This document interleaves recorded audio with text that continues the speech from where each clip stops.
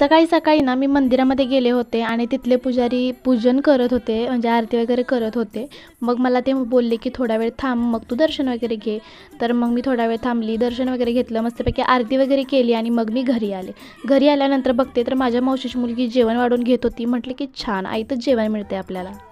त्याच्यानंतर मग माझ्याकडे थोडंसं गोड होतं, तर मग जेवण झाल्यानंतर तेच खाल्लं. आणि ही आहे माझ्या मावशीची मुलगी, हेच मी सांगत होती.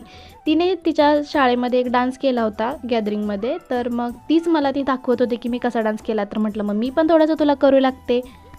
मग आम्ही दोघींनी थोडासा डान्स केला आणि त्याच्यानंतर मग आम्ही निघालो होतो मामाकडे. मामाकडे गेलो आणि त्याच्यानंतर मस्तपैकी बेत होता असा मटणाचा, तर तोच आम्ही मस्तपैकी खाऊन वगैरे घेतला. आणि त्याच्यानंतर मामांनी आम्हाला काम लावलं. आणि हे मटणाचं वगैरे जेवण हे ह्याच कामासाठी होतं की मटण खायचं आणि मस्तपैकी आम्हाला काम करू लागायचं. तर शेतामध्ये ना थोडीशी झाडं लावायची होती, म्हणजे आंब्याची, नारळ वगैरे जे काही आहे ना ते लावायचं होतं. तर मग तेच लावण्यासाठी आम्ही मदत करत होतो. आणि प्रत्येकाने एक एक झाड लावायचं असं मामाने सांगितलं होतं. मामाने तर ऑलरेडी 4-5 झाडं लावली होती आणि आत्ता पण येताना मामाने आंब्याची 5च प्रकारची झाडं घेऊन आले होते.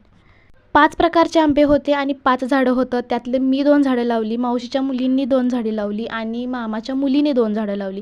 असं काहीतरी आम्ही केलं आणि मग आम्ही मस्तपैकी झाड वगैरे लावून घेतलं. आणि आता बघूयात की मोठं झाल्यानंतर ते किती वाढतंय, काय होतंय आता मला माहिती नाही. पण मामा बोलले की याला आंबे लागतील ना, तेव्हा तुम्हाला मी नक्कीच देऊ. ओके बोलले मामांना मी. थोडंसं शेतामध्ये फिरून वगैरे घेतलं आणि त्यानंतर मग आम्ही घरी यायला आलो. आणि आज होता गुरुवार, त्याच्यामुळे आम्हाला जायचं होतं मग स्वामींच्या मंदिरामध्ये. मग आम्ही घरी येऊन मस्तपैकी फ्रेश वगैरे झालो आणि त्यानंतर मग स्वामींच्या मंदिरात गेलो आम्ही. पण आज गुरुवार असल्यामुळे खूपच जास्त गर्दी होती. मग आम्ही दर्शन वगैरे घेतलं आणि मग नंतर आम्ही आरतीला थांबलो होतो, पण आरती खूपच वेळ होती. घरी येऊन मस्तपैकी जेवण केलं. चलो बाय.